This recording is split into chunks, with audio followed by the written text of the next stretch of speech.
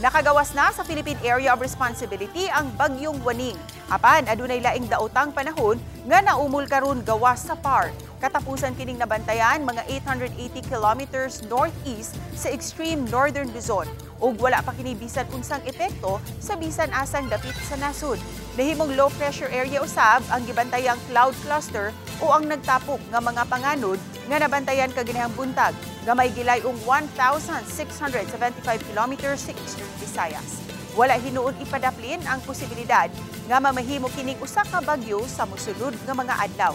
Ug kung mahitabo kini, panganlan kini og bagyong Isang. Subay sa kasayuran sa Metro Weather, adunay kahigayunan nga uwanon ang pipila ka mga dapit sa Samar ug Leyte provinces, Cebu ug Bohol. Masinati usab ang katag-katag nga mga pag-uwan. Apan posibleng mubundak ang kusog nga uwan sa pipila ka mga dapit sa nasud.